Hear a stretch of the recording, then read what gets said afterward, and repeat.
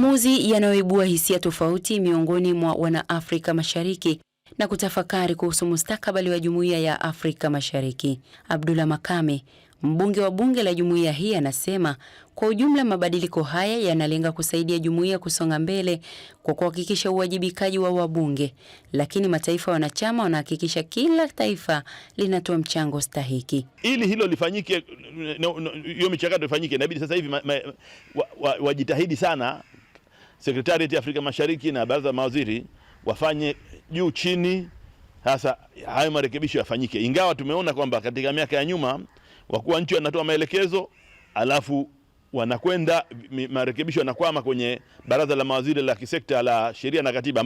Kwa wachambuzi wa siasa, mabadiliko haya yanakwenda kutenda haki, kwani yapo mataifa ambayo wabunge wake walilipiwa kwenye bunge la IALA ili hali mataifa yao hayatoi mchango husika. Kila nchi itakuwa inawajibika kupitia mabunge yake ya ndani kuwalipa wale wabunge ambao wanachaguliwa kwa ajili ya kuwakilisha kwenye bunge la Afrika Mashariki. Hii maana yake ni kwamba kila nchi sasa itabidi ibebe mzigo wake yenyewe, kwa maana ya kwamba huko nyuma kwa utaratibu uliokuwepo ni kwamba nchi wanachama inaweza ikapeleka wabunge na wakahitaji kuhudumiwa na jumuiya wakati yenyewe hiyo nchi haichangii chochote.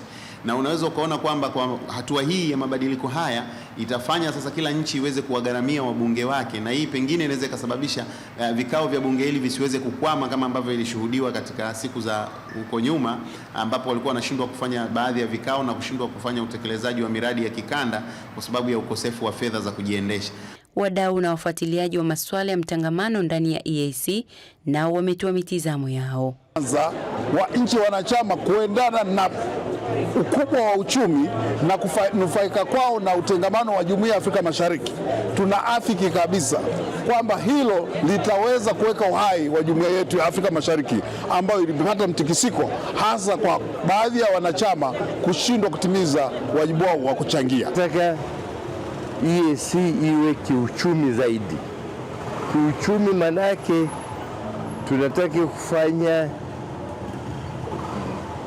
tuuze mazao yetu ndani ya jumuiya yetu. Wakuu wa nchi wanachama wa Jumuiya ya Afrika Mashariki kupitia mkutano wao wa kawaida wa 25 ambao ulifanyika jijini Arusha Machi 7 ya mwaka huu, pamoja na mambo mengine, walitoa maazimio ya kubadili mfumo wa michango itakayowezesha nchi wanachama kulipia 50% kwa usawa, huku 50% nyingine kulipia ukitegemea na uwezo wa nchi kiuchumi kwa kila nchi. Upendo Michael, Azam News, Dar es Salaam. Wacha basi tuliangazia hili. Tunaye hapa Godwin Gondwe, mchambuzi wa masuala ya kimataifa, lakini vile vile kwa njia ya mtandao mtakuwa naye David Osianye, naye ni mchambuzi wa masuala ya siasa akiwa Nairobi, Kenya. Asilimia 30 ya matumizi ya Jumuiya ya Afrika Mashariki, Gonde, tuanze na wewe, bado ni malipo ya mishahara. Mabadiliko haya ya mfumo huu mpya yataleta uwajibikaji ama tuendelea kushuhudia wabunge wa Tanzania, Kenya, Uganda na Rwanda ambao ndo kimsingi nchi zao zinachanga? Kwa kweli kwa hatua ambazo zimefanyika zinaweza zikatoa mbinyo au msukumo kwa nchi wanachama ambao mara nyingi wamekuwa wakitegemea yale mataifa ambayo ni waanzilishi au yenye uchumi mkubwa kuweza kuwabebea mizigo ambayo ilikuwa inapaswa kuwa mizigo ya jumuiya. Kwa hiyo kwa haya maamuzi ya kwamba kila nchi ilipie wabunge wake, walau tutaanza kuona sasa hivi Sudani ya Kusini, Somalia, Jamhuri ya Kidemokrasia ya Kongo nazo zikianza kutekeleza wajibu ambao zimekuwa zifanyi hivyo kwa muda mrefu. Osianye, wasemaje kutoka Nairobi? Nadhani kwamba uamuzi huo utafanya nchi ambazo ni members za Jumuiya ya Afrika Mashariki waajibike zaidi.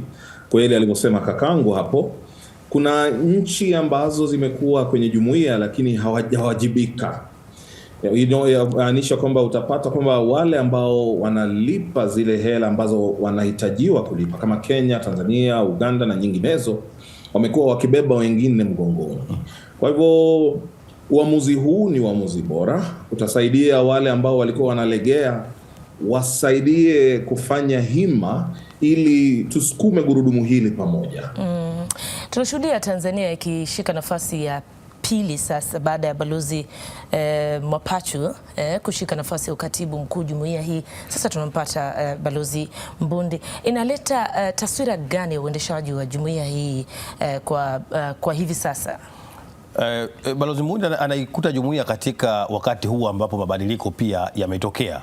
Kwa hiyo kwake ni changamoto chanya ya kuwapa imani wale ambao wamemchagua kuivusha katika hii miaka mitano. Je, jumuiya inaweza ikaona makubwa kiasi gani? Kwa sababu mtangulizi wake Bi Veronica kutoka Kenya naye alitimiza wajibu wake mkubwa sana kuifikisha jumuiya hapa ilipo. Kwa hiyo mabadiliko haya yamekuja wakati mwafaka, na Balozi Mbundi ni mtu makini sana, mtu ambaye tunaamini kwamba anaweza kutekeleza yale ambayo ataelekezwa na wakuu. Osianyi, Mbundi mnamweka kwenye nafasi gani kuhakikisha kwamba maslahi ya Kenya yanakuwa yanachagizwa kwenye jumuiya kama alivyokuwa Balozi Veronica?